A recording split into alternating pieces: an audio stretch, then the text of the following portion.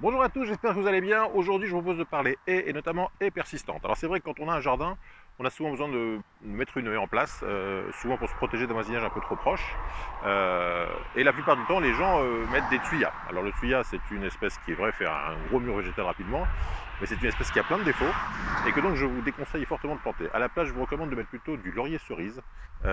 C'est une espèce de prunier qui a l'avantage de pousser très rapidement, d'être persistant pendant l'hiver, donc vous aurez bien votre mur végétal en hiver, mais qui est aussi une plante à fleurs, donc vous aurez du pollen et du nectar pour les abeilles au printemps, et une plante donc, qui pousse très vite et qui est très facile à faire par semis. Donc vous pouvez faire une haie de persistante pour 0 € avec, simplement en récupérant quelques noyaux vers le mois d'août, donc vers le 20 août, c'est aujourd'hui le 20 août.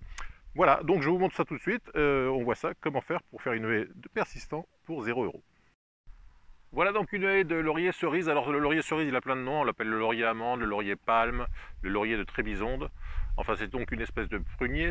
En nom latin, c'est Prunus laurocerasus. Et donc ce prunier, il a l'avantage de pousser très vite et de faire assez rapidement un mur végétal qui peut aller jusqu'à 7-8 mètres. Là, il doit être déjà à 5-6 mètres.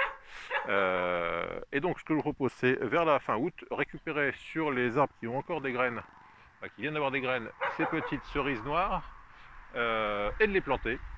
Et la saison suivante, vous aurez rapidement un plant de 20, 30, 40 cm et vous aurez un mur végétal en 3-4 ans, vous aurez déjà une belle hauteur de mur. Alors, un seul défaut sur cette espèce, elle a tendance à être un peu invasive. Donc ce monsieur qui a fait une belle haie, bon, il l'a laissé pousser assez haut, mais ce qu'il faudrait faire, c'est pas laisser pousser les fruits.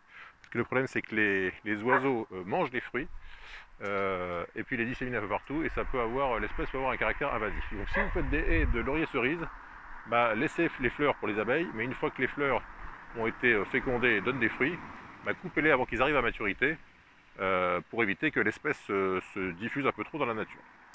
Voilà en tout cas une façon simple de faire une haie persistante. Vous récupérez les noyaux, vous les mettez en place, vous les semez, et en 3, 4, 5 ans maximum, vous aurez une haie de...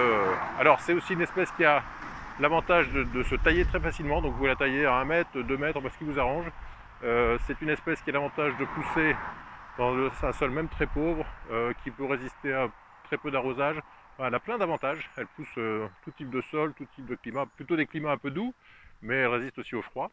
Et donc voilà une espèce qui vous permettra d'avoir donc une haie de la taille que vous voudrez, puisque ça peut monter jusqu'à 7 mètres, pour 0 €.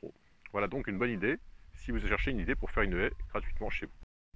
Alors je sais, vous vous dites, oui, mais semer des noyaux, ça va être long, je vais avoir une haie dans 10 ans. Pas du tout, ça c'est des semis de l'année dernière, donc ils ont un peu plus d'un an. Donc sans aucun entretien, pas d'engrais, pas d'arrosage particulier. On arrive à avoir des plants qui font facilement 50 cm dans l'année. Si vous les boostez un peu, ils feront même un peu plus. Vous les plantez tous les mètres, pour que les feuillages s'entrecroisent rapidement et que votre mur végétal se crée rapidement. Et donc en 3-4 ans, vous pouvez espérer avoir un mur végétal qui vous protégera de vos voisins.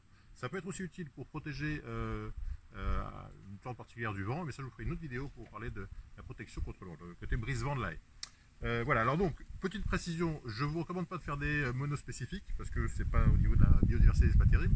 Donc si vous avez envie de faire un mur végétal uniforme, bon, c'est une solution meilleure que le tuya, mais l'idéal c'est de faire des haies fruitières, par exemple, en plantant des groseilliers, des cassissiers, vous pouvez aussi mettre des cotonastères, enfin, il y a plein de variétés de photinia. L'idéal c'est de faire un ensemble de différentes espèces pour que les oiseaux, les insectes trouvent un maximum de ressources pour se nourrir. Voilà, donc c'était comment faire une haie persistante pour pas grand chose.